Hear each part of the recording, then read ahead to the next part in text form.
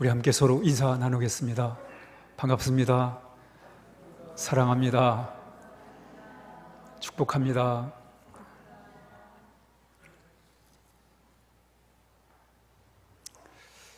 예수님 사역에 있어서 이번 한 주간은 참으로 중요한 시간입니다.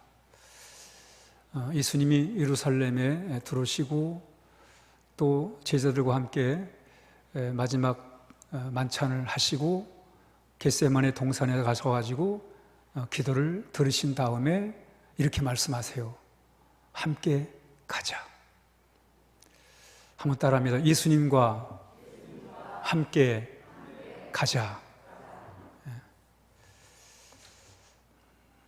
오늘 이 주제를 가지고 우리 잠시 함께 말씀을 나누도록 그렇게 하겠습니다. 그럼 먼저 우리 마태복음 26장 46절을 함께 읽겠습니다. 시작. 일어나라, 함께 가자. 보라, 나를 파는 자가 가까이 왔느니라. 예수님께서 십자가의 죽음을 앞두고 제자들에게 하신 말씀이에요. 함께 가자. 나와 함께 가자. 함께 가시겠습니까? 왜 우리가 예수님과 함께 가야 되느냐? 그 이유는 바로 이거예요. 신앙생활은 예수님과 함께 하는 것입니다. 예수님이 이 세상에 오신 목적이 바로 그거예요. 우리와 함께 하기 위해서. 우리 한번 같이 마태복음 1장 한번 읽습니다.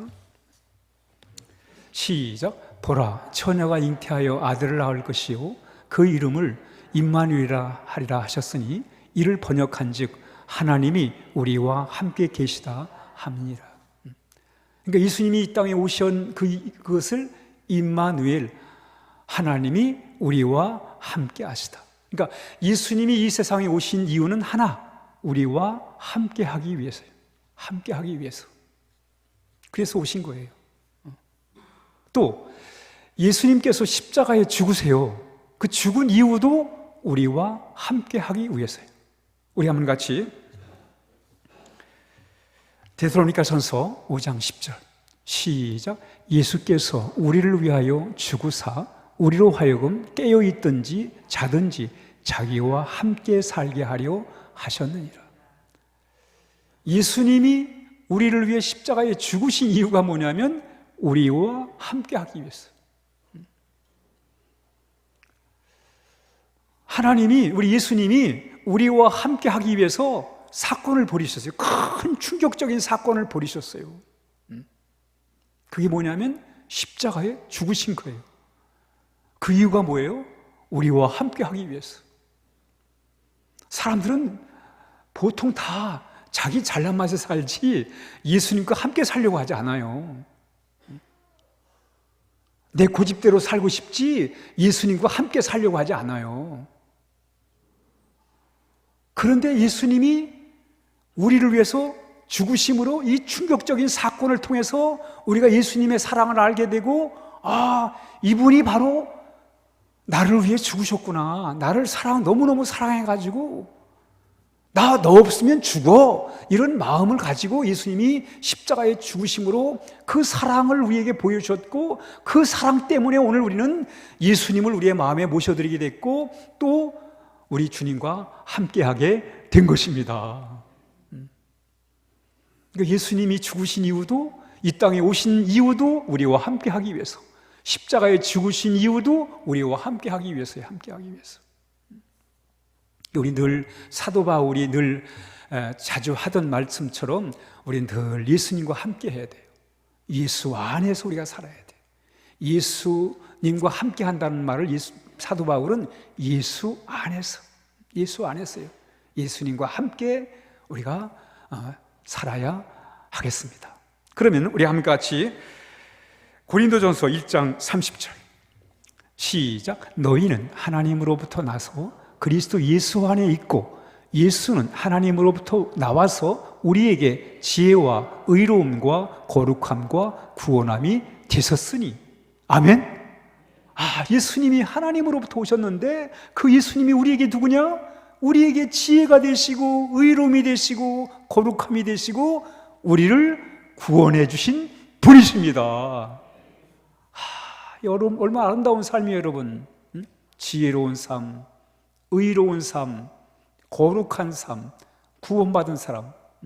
여러분, 사람이요, 적어도 우리가 이 죄로부터는 자유함을 얻어 살아야 돼요.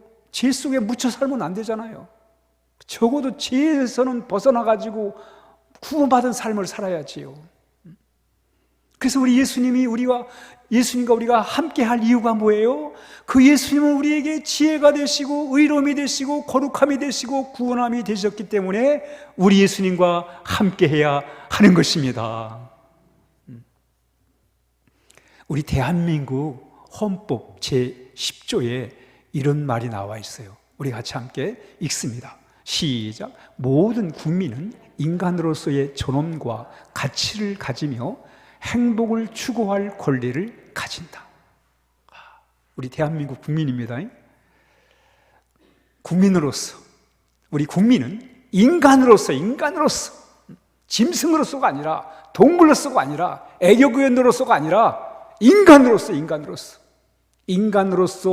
존엄과 가치를 가질 뿐만 아니라 행복을 추구할 권리를 가진다.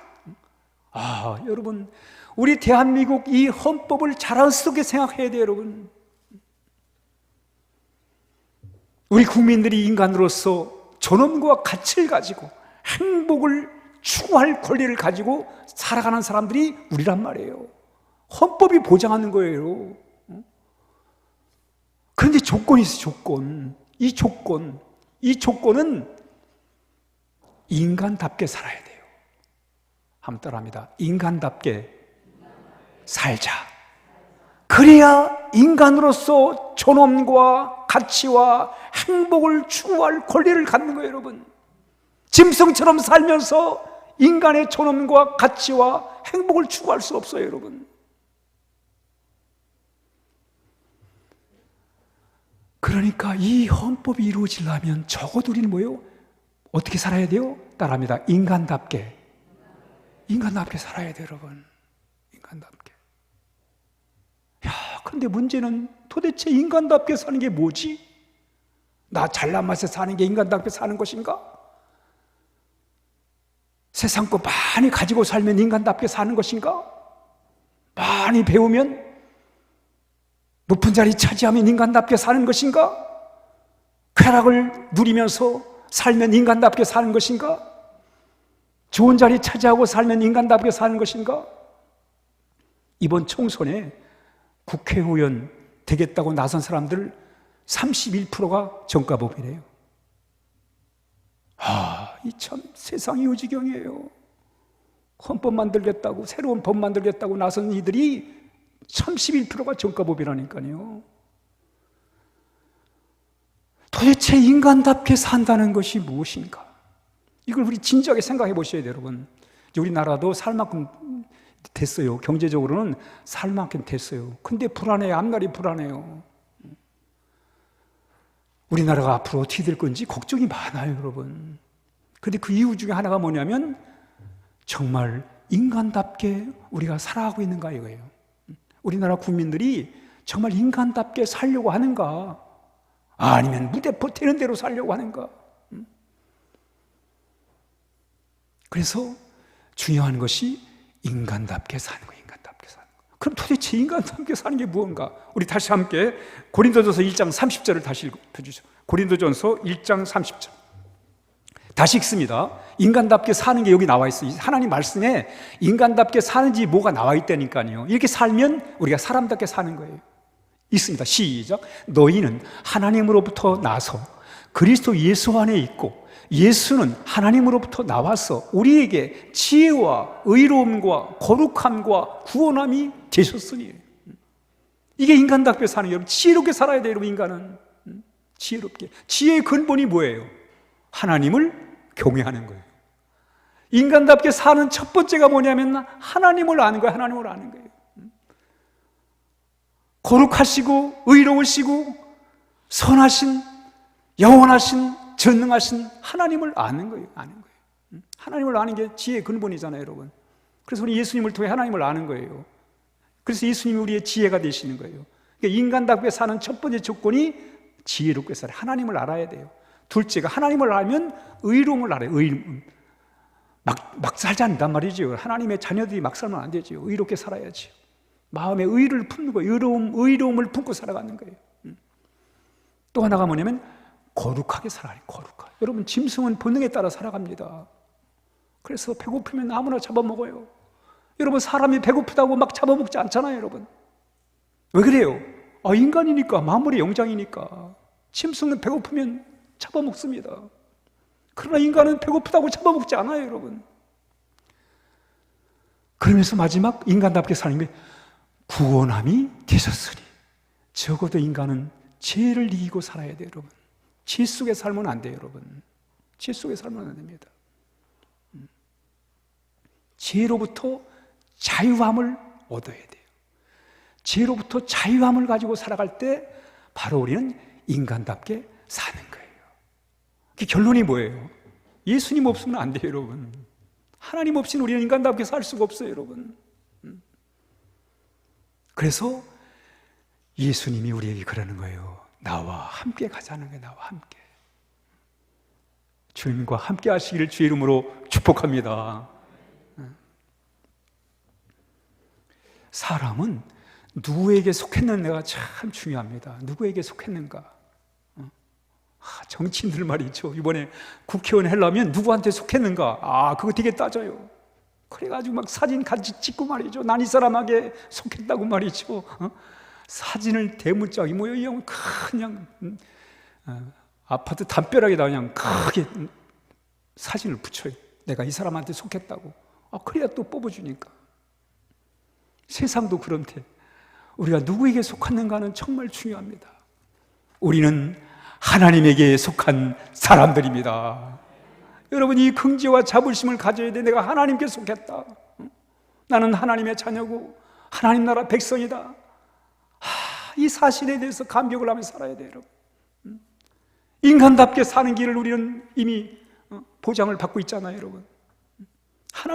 내가 하나님께 속했는데 선하시고 의로우시고 거룩하시고 전능하시고 영원하신 사랑의 하나님께 속했는데 이거보다 여러분 더 확실한 게 어디 있어요? 그래서 우리는 하나님께 속한 거예요. 하나님께 속한 사람은 하나님의 인도하심을 따라 살고 하나님의 도우심을 따라 살아가는 거예요. 울산에서 서울 가려면 KTX를 타잖아요, 그렇죠? 걸어가려고 그러면 일주일 넘게 걸려요. 걸어서 울산에서 서울까지 걸어서 가면 내심으로 걸어가려고 그러면 일주일이 넘게 돼. 한 열흘은 걸립니다. 근데 KTX에 몸을 탁 실어버리면 2시간 40분이면 서울에 가는 거예요. 얼마나 쉬워요, 그렇죠? KTX에 몸을 실는다? KTX 열차에 몸을 실는 게 중요한 거예요. 왜? 거기 실어버리면 걸어서 열흘 갈 길을 2시간 40분이면 가잖아요. 그러니까 KTX 올라타는 게 얼마나 중요한 거예요. KTX 안에 들어가는 게 얼마나 중요한 거예요. 우리의 삶도 마찬가지. 하나님의 품 안에 안겨 살면 그 속에 보호가 있고 하나님의 인도하심이 있고 하나님의 도우심이 있고 하나님이 채워주심이 있고 하나님이 공급하심이 있는 것입니다. 그래서 우리가 하나님과 함께 살아야 돼요, 여러분. 그동안 나 혼자 내심으로 살아보려고 애를 썼지만 사는 게 너무 걱정이 많고 근심이 많고 괴로움이 많았는데 이제 하나님의 품 안에서 하나님과 함께 하나님께 속해가지고 이제는 살든지 죽든지 하나님이 나를 인도하신다는, 이제까지 나를 인도하신 하나님이 앞으로 나를 인도할 거라는 그런 믿음을 가지고 우리가 살아갈 때 그 속에서 하나님이 주시는 평안과 기쁨을 누리시기를 주의 이름으로 축복합니다. 오늘 예수님이 말씀하세요. 함께 가자고, 함께 하자고. 우리 여기에 동의해야 돼요, 여러분. 예수님 같이 가겠습니다. 주님 가는 길에 같이 가겠습니다. 그게 우리가 바로 사는 길이고 그게 바로 인간다움을 가지고 살아가는 거예요. 여러분, 앞으로 우리 사회가 정말 인간다움이 강조가 돼야 돼요, 여러분. 무대포 살면 안 됩니다. 유명해진다고 무슨 사람 앞에 뜬다고 막 살면 안 돼요, 여러분. 정과범들이 사회를 이끌겠다고 난리치면 안 되잖아요, 우리 사회가. 여러분, 아무리 유명하고 중요하고 해도 인간다움이 필요해. 인간다움. 인간답게 사는 사람들이 많아져야 이 사회가 더 좋아질 거 아니겠습니까? 유행 따라 살면 안 되잖아요. 그래서 그 인간다움을 추구하는 사람들이 많아질 때 우리 사회가 건강한 사회가 되고 더 아름다운 사회가 되고 더 하나님의 복받은 사회가 되는 거예요. 그래야 우리 민족이 희망이 있는 거예요, 여러분. 그래서 우리 주님과 우리가 함께 하는 것은 매우 중요합니다. 두 번째, 우리 예수님과 함께 하자. 예수님이 함께 가자고 그래요. 함께 가자고 그러는데, 이게 오늘 예수님께서 예루살렘을 들어가시면서 이제 하시는 말씀인데, 우리 함께 누가복음 19장 28절을 한번 읽습니다. 시작. 예수께서 이 말씀을 하시고 예루살렘을 향하여 앞서서 가시더라. 우리 예수님이 예루살렘을 향해 가십니다. 우리 누가복음 9장 51절 시작. 예수께서 성천하실 기약이 차감해 예루살렘을 향하여 올라가시기로 굳게 결심하시고. 예수님이 예루살렘 가는데 굳게 결심을 해요. 다고지게 마음을 먹어요. 이게 무슨 뜻이지? 예수님이 예루살렘 처음 가는 것도 아니고 수시로 절기 때마다 예루살렘에 올라가셨어요. 복음 전하기 위해서 예루살렘에 가셨는데 이번에는 굳게 결심을 하셨다는 거예요. 왜 굳게 결심을 하셨을까? 여러분, 우리가 부산 가는데 굳게 결심을 하고 부산 갑니까? 그냥 여권 있으면 가는 거지. 그런데 예수님은 오늘 예루살렘을 향하여 올라가시기로 굳게 결심했다. 왜냐하면 이제 가면 붙잡혀가지고 죽어요. 예수님이 예루살렘에서 죽습니다. 잡혀가지고 죽습니다. 마지막 가는 길이에요, 여러분. 그러니 마음이 각오가 서지 않으면 들어갈 수가 없지요. 그래서 굳게 결심을 한 거예요. 여러분 따라합니다. 신앙은 결단이다. 신앙은 결심이다. 그렇습니다, 여러분. 하나님 믿는 거 결단이 없으면 하나님 못 믿어요, 여러분. 우리가 결단을 해야 돼요. 결단이 중요해요. 결단이 중요합니다. 하나님 잘 믿기로 결단하는 거예요. 먼저 우리는 기도하기로 결심을 해야 돼요. 기도하기로. 우리 한번 다니엘 6장 10절 시작. 다니엘이 이 조서의 왕의 도장이 찍힌 것을 알고도 전에 하던 대로 하루 3번씩 무릎을 꿇고 기도하며 그의 하나님께 감사했더라. 지금 다니엘이 그 모함에 의해서 기도하면 잡혀서 사자굴에 들어가는, 사자굴에 처형을 당하는 그런 위험천만한 상황이 되었습니다. 기도하지 말아야 돼. 기도하다간 이제 죽게 되니까. 그럼에도 불구하고 다니엘이 기도를 해요. 기도하기를 결심을 해요. 기도를 해요. 죽을 각오를 하고 기도를 하는 거예요. 이야, 이 참 대단한 결심이지요. 또 에스더서 4장 16절. 이 성경에는 신앙의 결단을 하는 사람들이 참 많이 나와요. 시작. 나도 나의 시녀와 더불어 이렇게 금식한 후에 규례를 어기고 왕에게 나가리니 죽으면 죽으리다 하니라. 지금 나라가 큰 위기에 빠져 있습니다. 그래서 에스더가 나라를 구하기 위해서 이렇게 참 죽으면 죽으리라는 결심을 하게 되는 거예요. 나라를 구하기 위해서.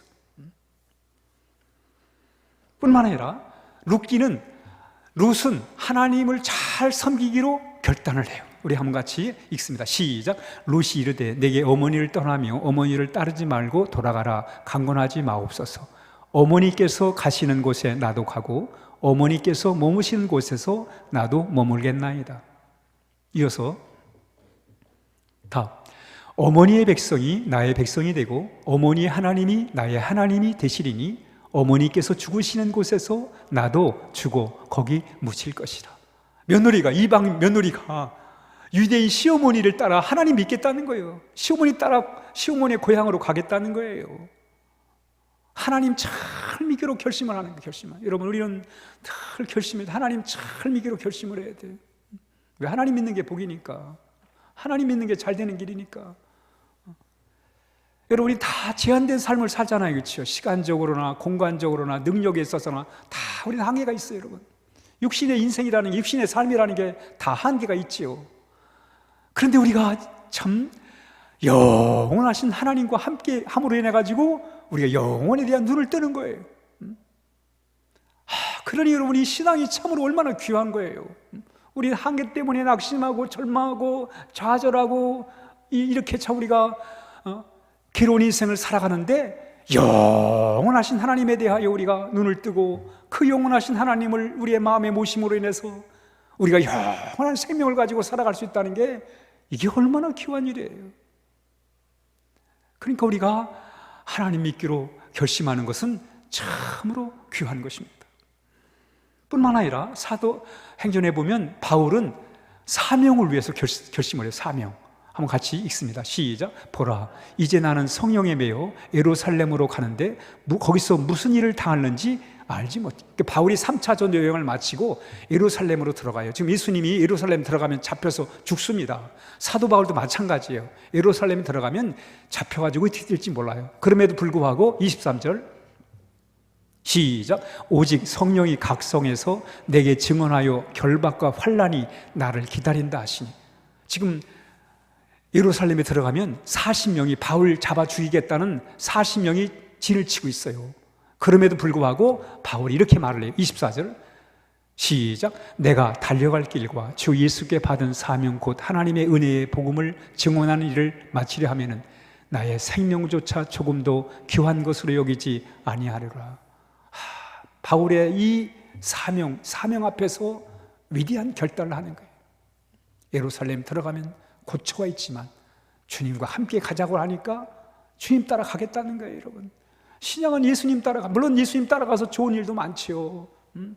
그렇지만 때로는 힘들고 어려울 때가 있단 말이죠. 그럼에도 불구하고 주님과 함께 가는 삶, 바로 그것이 우리가 하나님의 복을 받는 길임을 오늘 이렇게 우리에게 말씀하고 있습니다. 그래서 예수님이 함께 가자, 이 말씀의 뜻은 뭐냐면 하나님 잘 믿기로 결단을 하라는 거예요. 앞으로 기도 열심히 할 것을 결단하고 또 하나님의 사명을 위해 살 것을 결단하는 바로 그런 결단, 그게 바로 오늘 예수님께서 함께 가자라는 그 말씀에 그런 뜻이 담겨 있는 것입니다. 마지막으로 예수님께서 함께 가자라고 하는 이 말씀의 뜻 속에는 이런 말씀이 담겨 있습니다. 우리 한번 마가복음 14장 37, 38 시작. 돌아오사 제자들이 자는 것을 보시고 베드로에게 말씀하시되 시몬아, 자느냐? 내가 1시간도 깨어 있을 수 없더냐?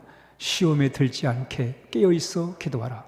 마음이 원이로되 육신이 약하도다 하시고.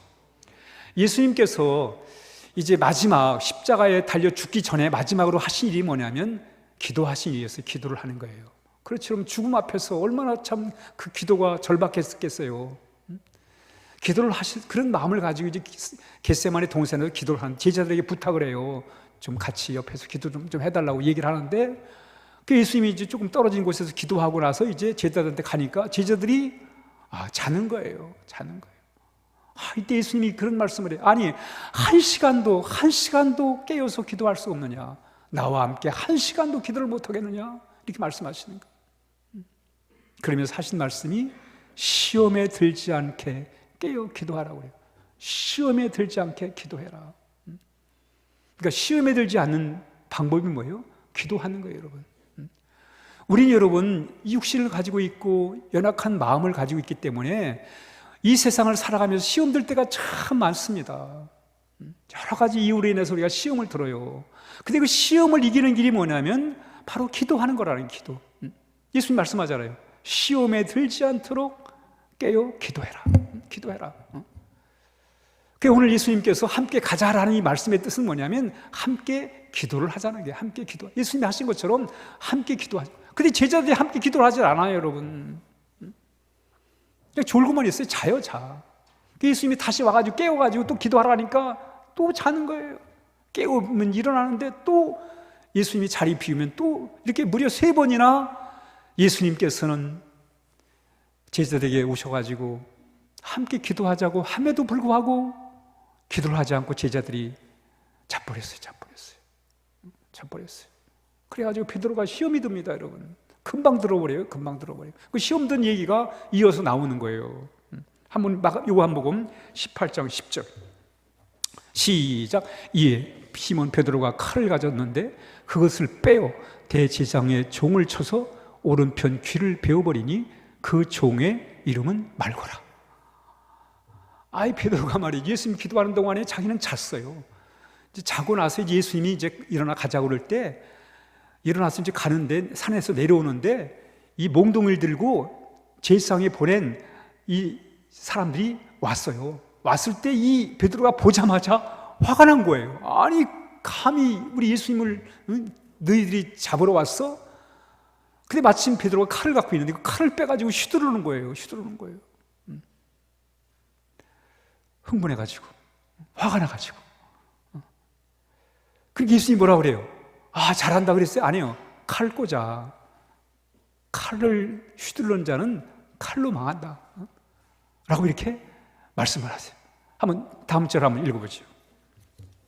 예수님께서 말씀하십니다. 시작. 이에 예수께서 이르시되 네 칼을 도로 칼집에 꽂으라.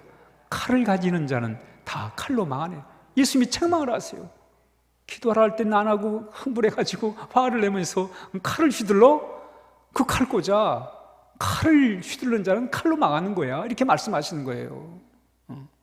기도하라 할 때는 안 하고는 어려운 상황 대비해서 기도하라 했더니 기도는 안 하고 어려운 상황 기도는 안 하고 자다가 어려운 상황 만나니까 화가 나가지고 칼을 휘둘러? 그러지 말라는 거예요. 근데 베드로가 여기서 끝나지 않아요. 이 시험이 점점 강해져요. 우리 다음 시작. 베드로가 멀찍이 예수를 따라 대제사장의 집들까지 가서 그 결말을 보려고 안에 들어가 하인들과 함께 앉아 있더니. 베드로가 말이죠. 기도하라 그럴 땐 기도 안 하고 말이죠. 그래서 시험이 들어가지고 베드로가 어떻게 하고 있어요? 예수님 지금 붙잡혀 가는데 멀리서 예수님을 따라가는 거예요. 이제까지 베드로가 이런 적이 없습니다. 여러분, 항상 예수님 곁에 붙어 있었어요. 베드로는 어디를 가든지 항상 베드로는 옆에서 주님 옆에 붙어 있었습니다. 가까이 있었어요. 근데 지금 어떻게 돼버렸어요? 멀리 예수님과 거리가 멀어져 버렸어요. 시험이 든 증표예요, 증표. 우리 여러분 기도하지 못할 때 이렇게 우리는 교회로부터 멀어지고 말씀으로부터 멀어지고 예배로부터 멀어지는 거예요, 여러분. 그게 시험 든 증표니까 시험 든 게 뭐 이렇게 크게 표시 날 것도 없어요. 금방 나타나는 거예요, 여러분. 우리 스스로가 알아요, 여러분. 내가 시험 중에 있는지 아닌지는 금방 아는 거예요. 근데 그 시험을 극복하는 길이 뭐예요? 깨어 기도하는 거예요. 베드로가 여기서 끝나지 않아요. 다음 절. 시작. 베드로가 맹세하고 또 부인하여 이르되 나는 그 사람을 알지 못하노라 하더라. 예수님이 이제 붙잡혀가지고 재판받는데 베드로가 뭐라 하냐면 나는 예수님 모른다는 거예요. 사실 베드로가 전에 뭐라고 그랬냐면 예수님이 미리 얘기했어요. 나 이제 앞으로 이제 잡히게 될 것인데 제자를 너희들이 나를 다 버릴 거다. 떠날 거다. 그러니까 베드로가 뭐라냐면 아닙니다. 다른 제자 다 부인해도 저만은 아닙니다. 내가 죽을지언정 주님 떠나지 않습니다. 주님 버리지 않습니다. 이렇게 했던 사람이에요. 근데 예수님 모르는데 몰라도 보통 모르는 게 아니라 절대로 모른다는 거예요. 진짜 모른다는 거예요. 시험이 들어도 단단히 들었어요, 베드로가.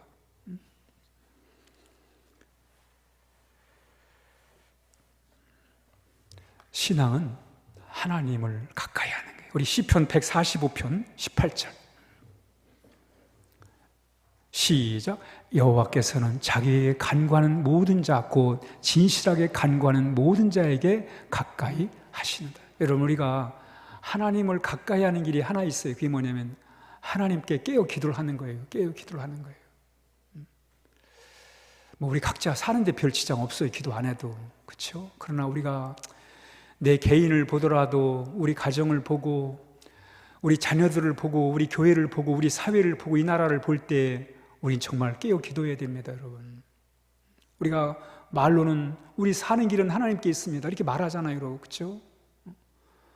정말 우리 사는 길이 하나님께 있잖아요. 우리 가정이든 교회든 이 나라든 이 국가든 사는 게 하나님께 있습니다.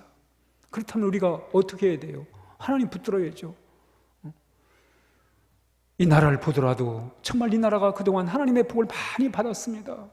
그런데 많은 이들이 얘기를 해요. 뭐 정치가 뿐만 아니라 경제학자들도 또 사회 여러 가지 나름대로 사회를 연구한 분들이 우리 사회가 앞으로 어떻게 될지 모른다는 거예요. 이렇게 본 축복이, 이 복이 하루아침에 무너질 수 있다는 거예요, 여러분. 이런 우리가 상황을 우리가 바라보면서 우리가 해야 할 일이 뭐냐? 하나님 찾는 거예요. 하나님 찾는 거예요. 하나님 찾는 거예요. 하나님은 하나님을 가까이 하는 자에게 가까이 하신다. 하나님께 간구하고 진실하게 간구하는 자를 어떻게 한다고요? 가까이 하신다. 가까이 하는. 그러니까 우리가 하나님 가까이 하는 길은 다른 거 아닙니다. 하나님 앞에 엎드려 기도하는 거예요. 그래서 이번 고난주간이기도 하지만 한 주간 우리가 함께 우리 온 교우들이 우리 가정을 위해, 우리 자녀를 위해서, 또 교회를 위해, 나라와 민족을 위해서 정말 깨어 기도하는 그런 시간을 가지려고 합니다. 물론 여러 가지 여건이 여의치가 않아요. 그렇지만 그래서 이번에 시간을 새벽과 저녁으로 이렇게 나누어서 이렇게 여러분들이 용이한 시간에 또 매일 못 나오더라도 어떻든 간에 일주일에 목표를 세우세요. 내가 한 번이든 두 번이든 목표를 세우셔가지고 이번에 내가 같이 함께 기도하리라. 그래서 새벽이 가능하면 새벽에 오시고, 저녁은 그래서 저녁 시간을 8시로 일과가 끝난 다음 8시에서 8시에 시작하는 걸로 해가지고 이렇게 저녁 기도회를 가지려고 합니다. 정말 우리가 하나님 앞에 우리 예수님께서 말씀하잖아요. 우리 같이 가자고, 함께 가자고. 이게 사는 길이에요, 여러분. 함께 가자고. 그 함께 가자는 게 뭐예요? 함께 기도하자는 거, 예수님께서. 근데 제자들이 함께 기도하지 못했어요. 상황이 여의치가 않아가지고. 그래서 마음은 원했는데 육신이 안 따라줬어요. 성경이 뭐라고 그러냐면 이들이 이 눈꺼풀이 천근만근이 돼갖고는 그래서 잠에 빠졌다는 거예요. 잠에 빠졌다는 거예요. 이게 환경이 참 무서워요, 여러분. 이 제자들이 기도하지 못했던 이유가 뭐냐면 마음은 원했는데 육신이 안 따라줬다는 거예요. 형편이 안 따라줬다는 거예요. 또 하나가 뭐냐면 눈이 무거워가지고 이 눈꺼풀이 천근만근이 해가지고 그래서 기도하지 못했다는 거예요. 우리 현실적인 상황이 이렇습니다. 그럼에도 불구하고 우리 예수님께서 함께 기도하자라고 우리에게 말씀해 주십니다. 우리 한번 결론의 말씀을 함께 읽고 마치겠습니다. 시작. 신앙은 예수님과 함께 가는 것입니다. 기도함으로 함께 합시다. 내 방식대로 살지 않기 위해서, 예수님과 거리 두지 않기 위해서 예수님과 함께 기도하면서 삽시다. 한 주간 그렇게 하시겠습니까? 기도하겠습니다.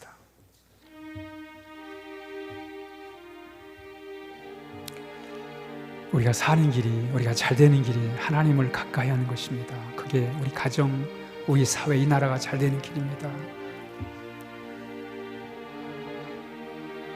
이번 한 주간 동안 하나님을 가까이 함으로 하나님의 복을 받는 그런 귀한 시간 될 수 있도록 하나님 인도해 달라고 오늘 시간 결심의 기도를 드렸으면 좋겠습니다. 우리 함께 기도합니다.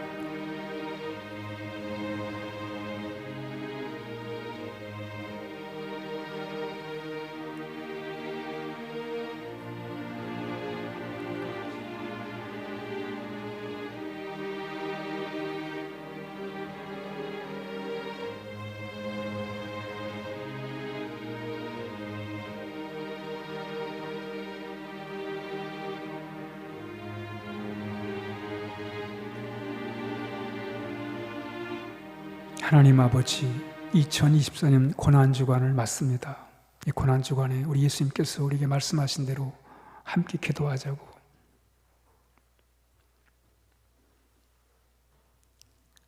우리가 그 말씀에 기도하며 그 말씀에 순종하며 한 주간 우리 주님과 함께 기도함으로 주의 능력과 주의 복을 누리게 하여 주시옵소서. 예수님의 이름으로 간절히 기도하옵나이다. 아멘.